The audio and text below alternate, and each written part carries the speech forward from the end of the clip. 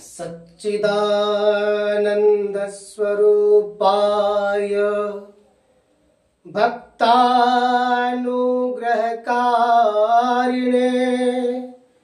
माया निर्मित विश्वाय श्री कृष्णाय वयं नमः।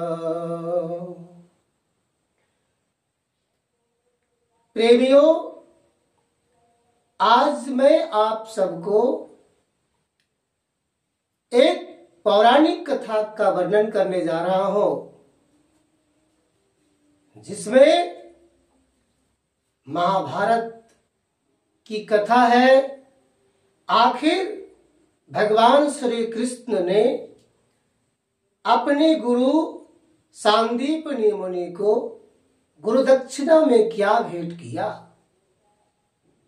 तो कथा उस समय की है जब भगवान कृष्ण लला, दाऊ बलराम और सखा सुदामा जी पढ़ने के लिए जब गए गुरुकुल में, तो गुरु गृह गयऊ तुरत महिपाला।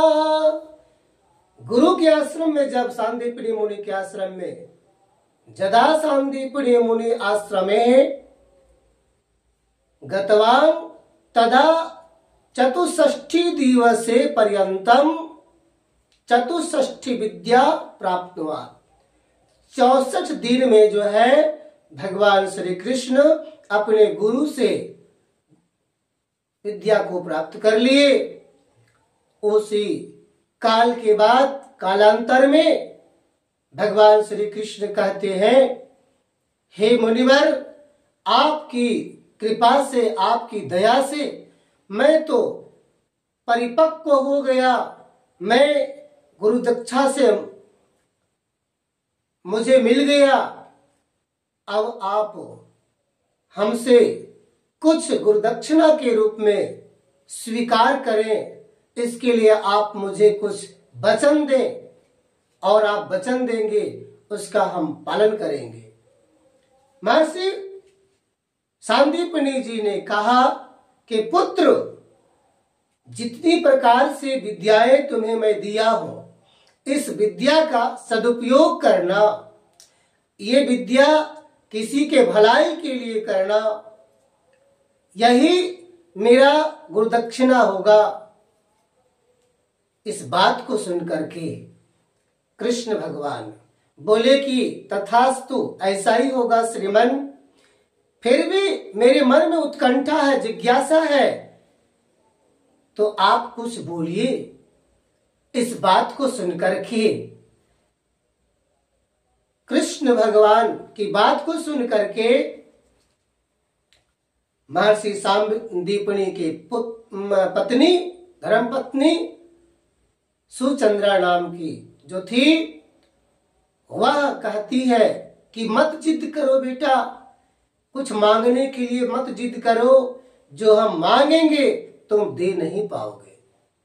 भगवान श्री कृष्ण कहते हैं, माता आप ऐसा क्यों कहते हैं? मैं अपना प्राण को दे करके भी आपकी मांग को पूरा कर सकता हूं, करूंगा, आप मांगिए तो। सुचंद्रा बेचारी रोने लगती है, बिलखने लगती है और विलाप करने लगती है, और विलाप करके कहती है, भक्तों, विलाप करके कहती है कि ला दे, मेरा पुत्र ला दे। आज से 20 साल पहले मेरा पुत्र जो है वो मृत्यु को प्राप्त हो गया है। क्यों व्यर्थ में तू अपना वचन बोल रहा है कि मैं ला दूंगा? तुमसे नहीं होगा। भगवान श्री कृष्ण ने कहा, माता, यदि मैं वचन दे चुका हूं तो आपके पुत्र को मैं अवश्य ला दूंगा। आखिर बताइए कि उसका मृत्यु कैसे हुआ था? तभी उनके आचार्य देव कहते हैं कि पुत्र कृष्ण, हमारे साथ में हमारा पुत्र प्रभास क्षेत्र में समुद्र में स्नान करने गया था और उस समुद्र में स्नान करते करते उसका पैर फिसल गया और समुद्र की लहरों में वो वेग में बह गया और बहुत ढूंढा लेकिन मिला नहीं। अंत तो गत्वा उसकी शोक की ज्वाला में हम दोनों प्राणी जो है जल रहे हैं। भगवान श्री कृष्ण ने बोले कि गुरुवर, हो सकता है कहीं बहता बहता वो किनारा लग गया हो, वो जहां भी होगा उसकी खोज करके मैं अवश्य लाऊंगा। इतनी बात को बोल करके वह जो है कृष्ण भगवान दाऊ बलराम के साथ में समुद्र देवता के पास पहुंचते हैं। जब समुद्र देवता के पास पहुंचते हैं तो समुद्र देवता को अपने धनुष बाण से जो है आवाहन करते हैं। समुद्र देवता अवतरण होते हैं और समुद्र देवता ने कहा, प्रभु आपका आगमन कैसे हुआ, यहाँ आना किस कारण से आप आए? बोले कि हमारे गुरुवर सांदीपनि मुनि का पुत्र आपके लहरों में बह गया है, वह जहां भी होगा जल्दी से उसे निकाल कर मेरे हवाले कर दो।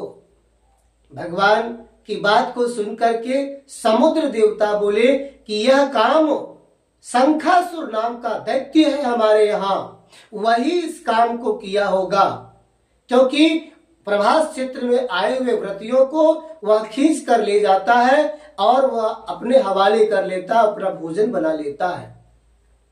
भगवान श्री कृष्ण ने कहा कि आखिर शंखासुर नाम का राक्षस है कहाँ अभी?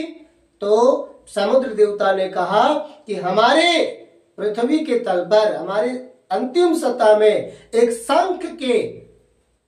शंख में जो है छोटा सा आकार बना करके वो आराम कर रहा है। प्रभु भगवान श्री कृष्ण जो है अंतर्यामी जग के नाथ जो है वो भगवान उतरते हैं समुद्र के नीचे और समुद्र के नीचे उतर करके शंखासुर नाम के दैत्य के पास जा करके वो कहते हैं कि हे कृष्ण, हे दैत्यो, देखो तुम्हारा काल आया हुआ है, तुम उठो और आओ मेरे साथ।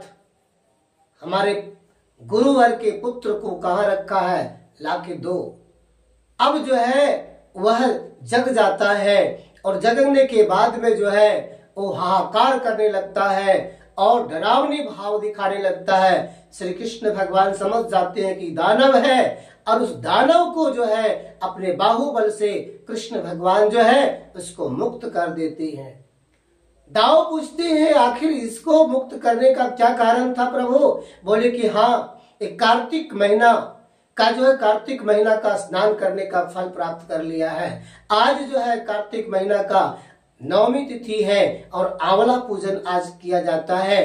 कार्तिक मास जो है वो कार्तिक मास में सभी वेद जो है को चुराने वाला ही राक्षस है, इसलिए इसका आज मुक्ति हुआ। दाऊ से कहते देखो ये शंख में विराजमान था, इसलिए ये शंख कितना सुंदर है। इस शंख को हम लेके अपने हाथों में जाएंगे और इस शंख का नाम होगा पांचजन्य और ये शंख जो है बजाते हैं वहां पर और वो शंखासुर को मुक्ति मिलती है। बोलिए प्रेम से विष्णु भगवान की जय। अब क्या होता है, दाऊ भैया और कृष्ण लला ये दोनों जो है जमपुरी को जाते हैं और जमपुरी जैसे ही जाते हैं तो चलत कृष्ण डोलत धरणी। जब कृष्ण भगवान जा रहे थे तो जमपुरी जो है वह डोलने लगा है, आसन जमराज का आसन डोलने लगा। जमराज जो है चित्रगुप्त को पूछते हैं कि बताओ चित्रगुप्त कौन आ रहा है जो जमपुरी का सिंहासन मेरा हिल रहा है? तब जाकर के जमदेव चित्रगुप्त कहते प्रभु इस समय हमारे पास आने का किसी का कोई सूचना नहीं है। अंत में जब द्वारपाल रोकता है कृष्ण भगवान को अंदर जाने में, बोलता है कि हे बालकों कहां जा रहे हो आप, क्योंकि यहाँ कोई भी व्यक्ति जीवित प्राणी नहीं जा सकता है, तुमको जो लाया है वो मृत्यु के देवता जमदूत वो कहाँ है? जमदूत कहाँ है? भगवान श्री कृष्ण ने कहा कि हम किसी के बुलावे से नहीं आए हैं, मैं स्वतः आया हूं।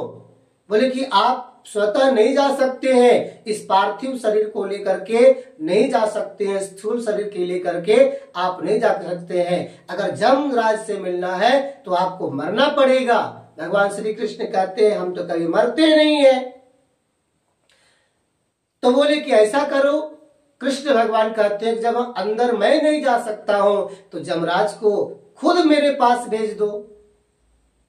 अब जो है ये बोलते कि द्वारपाल बोलता है कि मूर्ख बालक, तो हट करता है, तो जिद करता है, वो कभी नहीं आ सकते। अब इस प्रकार से बोले कि कभी नहीं आ सकते, तो ठीक है मैं बुला लेता हूं। भगवान श्री कृष्ण जो है वो पांचजन्य शंख को मुंह में लगा करके बजाने लगते हैं। जैसे जैसे शंख का नाद होने लगता है वैसे वैसे जो है सिंहासन और अतिक्रमण डोलने लगता है, भयभीत होने लगते हैं वहां के सभी लोग। जब भयभीत होने लगते हैं तब जाकर के वो जमराज जो है अपना अस्त्र सुदर्शन को फेंकते हैं ताकि वो सोचे कि कोई दानव होगा, दैत्य होगा तो उसको इस सुदर्शन मार के चला आएगा। लेकिन भक्तों ऐसा नहीं हुआ, उनके हाथ से सुदर्शन आया और श्री कृष्ण भगवान की चारों ओर परिक्रमा करके वापस लौट गया जम देवता के पास में। जम देवता देखे कि यदि ऐसा साहस, ऐसा तेज वाला व्यक्ति, दिव्य पुरुष हमारे द्वार में आगमन हुआ है जो निस्तेज कर दिया हमारे अस्त्र को, चल के वहां देखना चाहिए। जब वहां पर भैंसे पर सवार होकर के जमदूत वहां पर जमराज आते हैं तो देखते हैं अनंत भगवान हैं जो वैकुंठ के मालिक हैं, जो जिनको कहते हैं देवोत्थानी एकादशी। देवोत्थानी एकादशी कार्तिक महीना में होता है, जिसको कहते हैं विष्णु का उदयमान होना, अर्थात विष्णु भगवान शयन करते हैं। हरिशायनी एकादशी आषाढ़ महीना में होती है और कार्तिक महीना में जो है एकादशी वो देवोत्थान एकादशी कहलाता है। भगवान उस समय जगते हैं। तो उस समय भगवान देखे कि उसी दिन देखे कि जो है आज हमारे अनंत भगवान का दर्शन हो गया। प्रभु आप किस लिए यहाँ पर आए? जमराज ने पूछा।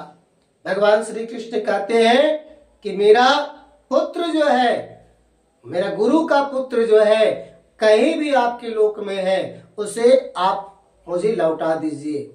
बोले कि प्रभु हमारे यहाँ तो जो भी आते हैं जीवात्मा मृत्यु आते हैं, पार्थिव शरीर तो आते नहीं है। हाँ जीवात्मा को मैं दे सकता हूँ। बोले कि ठीक है तुम जीवात्मा दे दो, मैं उसको पार्थिव शरीर बना करके अपने गुरु को लौटा दूंगा। वैसे ही सूक्ष्म शरीर जो है ले करके और उसे वैद्य से जो है उपचार करा करके महर्षि सांदीपनि मुनि के आश्रम में भगवान पहुंचते हैं और अपने पुत्र को लेकर के हैं। जब देखते हैं पता चलता है कृष्ण भगवान आ गए हैं और हमारे पुत्र को ला करके गुरुवर उनके पाकर के, उनके अपने पुत्र को पाकर के बहुत बहुत धन्य धन्य हो जाते हैं और कृष्ण भगवान को आशीर्वाद करते हैं कि तुम्हारा जस कृति जुगो जुगांतर तक चलता रहेगा। बोलिए प्रेम से कृष्ण चंद्र भगवान की जय। बोलिए प्रेम से एकादशी भगवान की जय।